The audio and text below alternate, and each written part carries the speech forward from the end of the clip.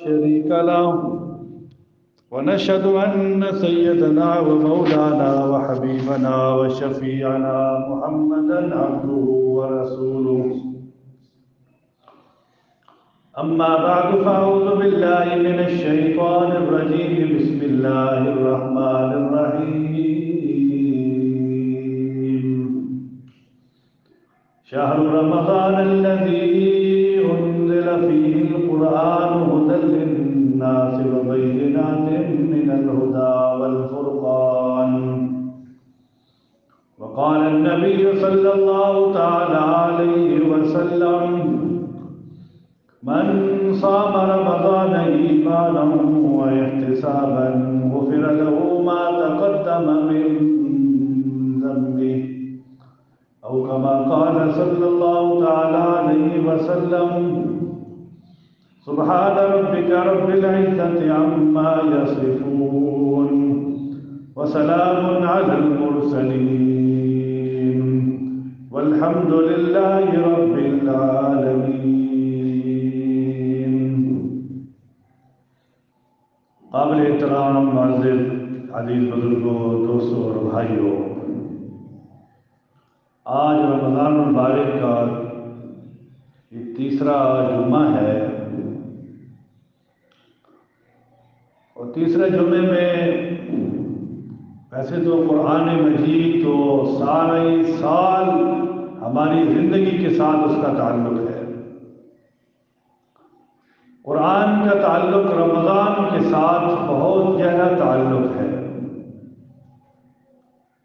ایک تو قرآن مجید اس ماہ مبارک کے اندر نازل ہوا، اور بھی کتابیں ایسی رمضان کے مہینے کے اندر نازل ہوئیں، لیکن قرآن مجید کا اس رمضان کے ساتھ خاص تعلق ہے. اللہ کے نبی صلی اللہ علیہ وسلم جیسے ہی رمضان کا چاند نظر آتا تو اپنے بستر کو الوداع کہہ دیتے تھے. بستر ختم، اب رمضان کے آداب اور رمضان کے اندر عبادات ہیں وہ بڑھ جاتی تھیں. ویسے بھی اللہ کے نبی صلی اللہ علیہ وسلم کا نماز کا شغف اور نماز کے اندر انہماک بہت زیادہ تھا، اور رمضان کے اندر تو سجدہ ہی اور لمبا ہو جاتا تھا، نماز اور لمبی ہو جاتی تھی. صحابہ کا بھی یہی معمول تھا. ہمارے بزرگان دین، اسلاف، ہمارے امام، ان کا بھی یہی معمول رہا ہے. رمضان شروع ہوا، بستر ختم، آرام ختم، آرام کم ہو گیا. ویسے بھی رمضان کے اندر تو قلت الطعام حکم ہے، یہ تھوڑا کھانا، اور قلت المنام تھوڑا سونا، اور قلت الکلام تھوڑی بات کرنا. رمضان کے اندر تو یہ ہے. لیکن ہمارا کیا معمول ہے کہ ہم نے روزہ رکھا. اس دن ایک ڈاکٹر ملے، ہمارے دوست ہیں، وہ کہہ رہے ہیں کہ صبح کے وقت سوتا ہوں تو کہہ رہے تھے عصر ہو جاتی ہے، بیچ میں نماز پڑھ لیتا ہوں، لیکن عصر تک 4 ساڑھے 4 بجے تک جاگ جاتا ہوں. میں کہ بھائی یہ رمضان ہے یا کیا ہے؟ رمضان اس چیز کا نام نہیں ہے کہ انسان سارا دن ہی سوتا رہے. کہتے ہیں میرا روزہ ابھی شروع ہوا ہے عصر کے بعد، میں تو سارا دن سوتا رہا ہوں. میں کہ بھائی اللہ کے بندے، رمضان عبادت کے ساتھ ہے. امام اعظم ابو حنیفہ رحمہ اللہ، جن کا یہ معمول تھا کہ ماہ رمضان میں 61 قرآن مجید ختم کیا کرتے تھے. ہمارے امام ہیں، بڑے ہیں، اور سب کے سارے اماموں کے امام ہیں. ایک قرآن مجید رات کو، ایک قرآن مجید دن کو ختم کیا کرتے تھے، اور ایک قرآن مجید تراویح کے اندر 61 قرآن مجید ختم ہو گئے. امام بخاری رحمہ اللہ جن کا قرآن کے پڑھنے کا زیادہ معمول تھا۔ اس طرح علماء دیوبند کی زندگی پڑھیں، شیخ حسین احمد مدنی رحمہ اللہ اور ہمارے جتنے بزرگان دین گزرے ہیں، ان کی اگر ہم زندگی کو پڑھیں ان سے یہی پتہ چلتا ہے کہ وہ رمضان شروع ہونے سے پہلے ہی کہہ دیا کرتے تھے کہ اب انشاءاللہ شوال کے اندر ملاقات ہوگی۔ یعنی ملاقات ہی ختم، لوگوں سے ملنا جلنا ختم، بلکہ یہاں تک بھی لکھا ہوا ہے کہ اپنے وظائف کو، ذکر اذکار کو سب کچھ کم کر دیتے تھے، قرآن مجید کی تلاوت کو بڑھا دیتے تھے۔ لیکن آج ہمارا معمول، اللہ تعالیٰ معاف فرمائے، ابھی اس وقت کی بات ہے، ابھی میں جو آ رہا تھا تو میں یہ مسلم بازار سے آیا، میں تو عام معمول کے مطابق آیا، اس وقت اتنا رش تھا کہ مجھے آنے میں دقت ہوئی، اتنا زیادہ رش تھا۔ ابھی عین جمعے کا وقت ہے، نماز کا وقت ہے، لوگوں کو جمعے کی تیاری کا وقت ہے، اس وقت تو لوگ سارے کے سارے مرد مسجدوں کے اندر بیٹھے ہوتے، عورتیں گھروں کے اندر قرآن پڑھ رہی ہوتی، اللہ کا ذکر کر رہی ہوتی، نماز پڑھ رہی ہوتی، آگے تسبیح ہے، صلاۃ التسبیح، جو ہمارا حق بنتا ہے کہ رمضان کے اندر ہم ایک دفعہ تو ہم لازمی پڑھیں، نہیں تو ہر جمعے کو پڑھیں، ہر رات کو پڑھیں۔ آگے طاق راتیں شروع ہو رہی ہیں، عبادت کی راتیں ہیں، شب قدر جس کو کہا جاتا ہے، اس کے اندر تو ہم اپنی عبادات تو ایسے کریں کہ ہمیں تو دنیا کے ساتھ ہمارا تعلق ہی ختم ہو جائے۔ اب دیکھیں کہ رمضان مبارک کے اندر کاروبار، لوگ کہتے ہیں جی کہ ہمارا یہ سیزن چل گیا ہے، ہمارا کپڑے کا سیزن ہے، اس طرح کپڑا سلائی کرنے والوں کا سیزن ہے اور جوتوں والوں کا سیزن ہے، ہر ایک کا ایسے ہی اپنا سیزن چل رہا ہے۔ اب افسوس اس بات کی ہے کہ ہم نے تو قرآن مجید کو پڑھا ہی نہیں ہے، سنا ہی نہیں ہے، اس کی ہم نے لذت ہی ہم نے نہیں چاہی۔ قرآن مجید واحد ایسی کتاب ہے جس کو انسان جتنا پڑھتا جائے انسان کی لذت بڑھتی جاتی ہے، لذت ختم نہیں ہوتی، لذت بڑھتی جاتی ہے۔ قرآن مجید کی ایسی لذت ہے، امام شافعی رحمہ اللہ کے بارے میں آتا ہے کہ ماہ رمضان کے اندر 30 ختم کیا کرتے تھے، رات دن میں ایک ختم ہو جاتا تھا۔ امام اعظم ابو حنیفہ رحمہ اللہ کہ جو ماہ رمضان میں 61 قرآن مجید ختم کیا کرتے تھے، ایک رات کا ختم ہو رہا ہے، ایک دن کا ختم ہو رہا ہے، ایک تراویح میں ختم ہو رہا ہے۔ ایسے ہی پڑھ کے دیکھیں، علماء کرام کی زندگیوں کو دیکھیں کہ رمضان شروع ہوا اور اپنا سب کچھ، نیند بھی کم ہو گئی، کھانا بھی کم ہو گیا اور کلام بھی کم ہو گیا، باتیں بھی کم ہو گئی۔ آج ہم کہتے ہیں جی کہ بازار میں بیٹھ کے، دکانوں پہ بیٹھ کے تھوڑا سا وقت پاس کر لیں جی، بس روزہ ہے جی، لمبا ہے، وقت پاس ہو رہا ہے۔ بلکہ یہاں تک بھی سنا ہے کہ لوگ وقت کو پاس کرنے کے لیے کچھ گیم وغیرہ کھیلتے ہیں، لوڈو کھیل لیتے ہیں، تاش کھیل لیتے ہیں، کیوں جی وقت پاس ہو رہا ہے، وقت پاس کر رہے ہیں جی، ٹائم نہیں گزر رہا، عمر ہوتا ہے۔ لا حول ولا قوت الا باللہ، یہ ہمارے مسلمان کا آج کا حال ہے۔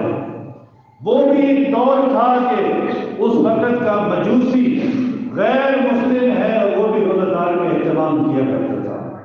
جیسے ایک حکایت آتی ہے، آپ نے بارہا سنی ہوگی، ایک مجوسی تھا کہ جو سامنے ہی، یعنی روزہ داروں کے سامنے، مسلمان کے سامنے کھا رہا تھا، اس کے باپ نے اس کو ڈانٹا، ایسا ڈانٹا کہ بھئی یہ کیا کر رہے ہو، مسلمان کا روزہ ہے تم ان کے سامنے کھا رہے ہو۔ اب اس نے وہاں پہ یعنی روزہ داروں کی ان کا احترام کیا، ان کے دل کے اندر قدر آئی، کھانا چھوڑ دیا کہ مسلمان تو روزہ دار ہے، روزہ رکھنے والا ہے اور میں ان کے سامنے کھا رہا ہوں۔ جب اس کا انتقال ہوا، انتقال ہو گیا، ختم ہو گیا، تو چند دنوں کے بعد ایک کسی عالم کے خواب کے اندر آیا اور وہ جنت کے اندر ہے۔ کہا یہ کیا، ہم تو غیر مسلم تھے، مجوسی تھے۔ کہا جی میں تو مجوسی تھا، لیکن ایک دفعہ ایسے ہوا کہ باپ نے مجھے ڈانٹا اور رمضان کے روزے تھے، مجھے ان کا احترام میرے دل کے اندر آیا۔ کہا جی جب میرا انتقال ہونے لگا، اللہ نے میرے دل کے اندر اسلام کو ڈال دیا کہ میں اس وقت اسلام لے آیا، مشرف کا اسلام ہو گیا۔ اللہ نے مجھے ہدایت دے دی تھی، اس حال میں میری موت آئی ہے، اللہ نے مجھے بخش دیا اور جنت کے اندر ہے۔ صرف رمضان کا روزے دار کے اہتمام کرنے کی وجہ سے۔ احترام بڑی چیز ہے، احترام بڑی چیز ہے، ادب اور احترام۔ رمضان کے روزے کے اندر تو ویسے بھی ہمیں بہت زیادہ ہر ایک کا احترام کرنا چاہیے۔ چھوٹا ہے بڑے کا احترام کرے، بڑا ہے چھوٹے کا احترام کرے۔ جس طرح روزے کا حصول تقویٰ ہے۔ اب تقویٰ کس چیز کا نام ہے؟ لعلکم تتقون، کہ تم تقویٰ اختیار کرو۔ اب ایک طرف روزہ رکھا ہوا ہے اور دوسرے طرف گناہ کر رہا ہے۔ گناہ سے بچنے کا نام تقویٰ ہے۔ روزہ رکھا ہوا ہے اور گناہ پہ گناہ کیے جا رہا ہے۔ گناہ صرف یہ نہیں ہے کہ ہم نے جو گناہ سمجھے ہوئے ہیں بڑے بڑے گناہ، شیطان ہمیں غیبت سے شروع کر رہا ہے، ہمیں پتہ ہی نہیں ہوتا، ہم دوسروں کی برائیاں کر رہے ہوتے ہیں، روزے کے ساتھ برائی ہو رہی ہے، غیبت ہو رہی ہے۔ اس طرح گالی منہ سے نکل جاتی ہے اور کیا کچھ گناہ الزام لگا دیا، کوئی ایپ جوئی کر دی، کافی سارے گناہ ایسے ہیں جن کا ہمیں آج پتہ ہی نہیں ہوتا۔ تو تقویٰ اسی چیز کا نام ہے کہ جیسے انسان روزہ رکھے، انسان کے پورے آزاد کا روزہ ہونا چاہیے۔ ایسے ہی اب جیسے بازار کا ماحول بنا پڑا ہے، اب روزہ دار جو بازار کے اندر جائے اور پھرے، میں تو ان پہ حیران ہوں کہ جن کی بازاروں کے اندر دکانیں ہیں، اس وقت روزہ رکھ کے بازاروں کے اندر بیٹھے ہیں۔ اللہ تعالیٰ ہم سب کی حفاظت کرے۔ اب آنکھیں کیسے بچ سکتی ہیں؟ یہ آنکھوں کا زنا ہے، آنکھوں کا گناہ یہی ہے غیر محرم کو دیکھنا۔ زبان کا گناہ کیا ہے؟ غلط بولنا، جھوٹ بولنا، زبان سے غیبت بولنا۔ اس طرح دماغ کا گناہ ہے غلط سوچنا، کانوں کا گناہ ہے غلط سننا۔ آج برائی بھی ہمیں بہت اچھی لگتی ہے، لوگ برائی کر رہے ہوتے ہیں، ہم کہتے ہیں واہ جی واہ، ہاں جی بالکل ایسی ہے، وہ ایسی ہے، بالکل وہ تو ایسے ہی ہے، وہ تو ہے کیسے، ہر ایک ایسے ہی ہے۔ جب انسان اپنے آپ کو جب صاف نظر آتا ہے کہ میں صاف ہوں، تو پھر انسان دوسرے کی برائی دیکھتا ہے۔ بندہ سوچے کہ بھائی میں گناہ گار ہوں، میں کمزور ہوں، میں خطا کار ہوں، میں عاجز ہوں۔ جب اپنی برائیوں کو دیکھیں گے تو پھر دوسرے کی برائی نظر نہیں آئے گی، دوسرے کی اچھائی۔ اور ہمیشہ ہمیں تو حکم اسی چیز کا ہے کہ ہم دوسروں کی اچھی عادت کو دیکھیں۔ ایک آدمی کے اندر اگر 100 بری آتے ہیں، ایک اس کے اندر اچھی عادت پائی جاتی ہے، تو ہم ایک اس کی اچھی عادت کو دیکھیں کہ اس کے اندر اچھی عادت کون سی ہے۔ اگر 100 برائیاں پائی جاتی ہیں، لیکن 100 اچھائیاں پائی جاتی ہیں، ایک برائی پائی جاتی ہے تو اس کی برائی کو نہ دیکھیں۔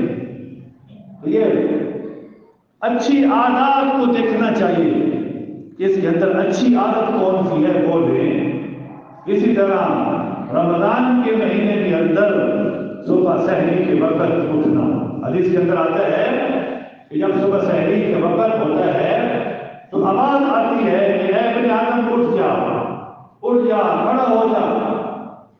جب ایمان والا جب اٹھتا ہے تو اللہ کی طرف سے ایک دعا آتی ہے اس کے لیے کہ اللہ پاک مجھے جنت کے اندر جنت کے کھانے کھلائے، اور جنت کے برتنوں میں اللہ پاک مجھے کھانے کھلائے۔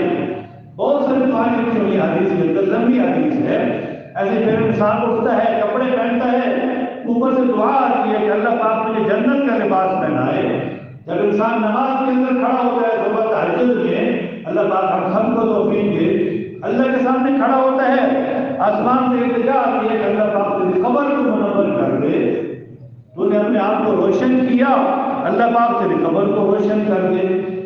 ہر عمل کے لیے اس کے لیے دعا آسمان سے آتی ہے۔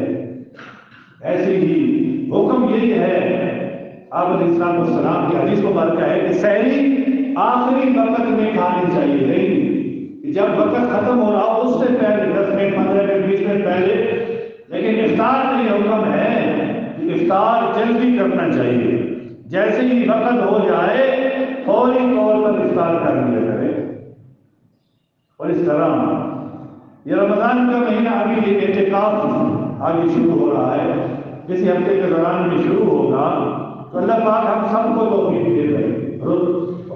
حضور پاک علیہ السلام کا معمول 1 مہینے کا بھی ہے، آخری عشرے کا بھی ہے۔ اللہ پاک اس کو توفیق دے، مسجد کے اندر بیٹھیں۔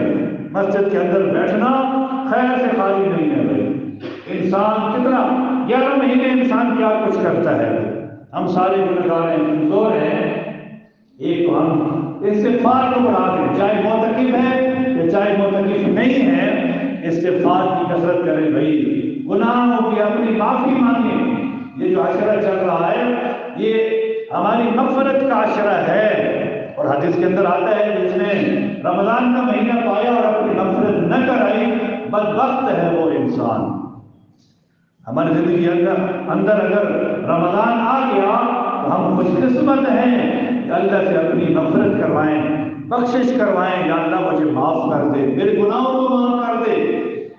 اور ان اوقات میں، ان ایام میں ایک تو سب سے بڑی چیز ہے اللہ کے راستے میں مال خرچ کرنا ہے، مال خرچ کرنا۔ ایک تو صحابہ رضی اللہ عنہ کے اندر بہت سارے حسد تھے، ایک حسد تھا صحابہ کے اندر نیکی کا حسد، آگے بڑھنے کا حسد تھا، اور ایک اللہ کے راستے میں اللہ کے دین کے لیے مال خرچ کرنے کا بھی حسد تھا۔ یہ دو نیکی ایسی ہیں جو انسان کی ختم نہیں ہوتی، آگے چلتی رہتی ہیں، ایک نیکی کا حسد اور ایک مال خرچ کرنے کا حسد۔ اور رمضان شریف کے اندر تو ہر عمل کا ثواب بڑھا دیا جاتا ہے۔ اس طرح زکوٰۃ اور صدقات اور آگے جیسے فطرانے کا جو آگے مسئلہ ہے، رمضان شروع ہوتے ہی ہم جو مستحقین ہیں ان کا ہم اپنا فطرانہ پہنچائیں۔ یہ نہیں ہے کہ بھائی عید سے پہلے پہنچانا ہے کہ آخری دن میں دے رہے ہیں بھائی، تو بھائی غریب کو دیں گے تو غریب کی کیسے حاجت پوری ہوگی؟ پہلے دیں، 10 دن 15 دن 20 دن پہلے دیں، تاکہ اس نے جو اپنی ضرورت پوری کرنی ہے وہ اپنی ضرورت پوری کر دے۔ زکوٰۃ ہے، صدقات ہیں، جو بھی اللہ کے راہ میں دینا ہے وہ اس ماہ رمضان کے اندر ہم اور زیادہ کر دیں۔ اور یہ کبھی بھی نہ سوچنا کہ اللہ کے راستے میں اللہ کے دین کے لیے اور غریبوں کو، مسکینوں کو اور مدارس میں ہم یہ مال دے رہے ہیں، ہمارے مال کے اندر کمی آ جائے گی بھائی، کمی نہیں آتی۔ زکوٰۃ صدقات کے اندر ایسے بظاہر معلوم ہوتا ہے، لیکن اللہ تبارک و تعالیٰ جو برکت ڈالتے ہیں وہ انسان سمیٹ نہیں سکتا۔ اور پھر نیکیوں کا بھی آگے جیسے ایک سیزن ہے، ایسے ہی مال لگانے کا بھی ایک سیزن ہے۔ یہ ہر عمل کا ثواب بڑھا دیا جاتا ہے، ایسے روپے کا ثواب بھی بڑھ جاتا ہے۔ تو اس کے اندر بھی ہم کوشش کریں کہ ہم زیادہ سے زیادہ اللہ کے راستے کے اندر مال دینے والے بھی بنے۔ اللہ تبارک و تعالیٰ بھائی ہم سب کو اعتکاف کی جیسے بات ہے، اللہ پاک اس کو توفیق دے بھائی، بیٹھیں اور لازمی بیٹھیں، اللہ کے در پہ بیٹھیں۔ انشاءاللہ تعالیٰ یہی اعتکاف ہوگا، مسجد کے اندر بیٹھنا ہمارے لیے بخشش کا ذریعہ بنے گا انشاءاللہ۔ وآخر دعوانا ان الحمد للہ رب العالمین۔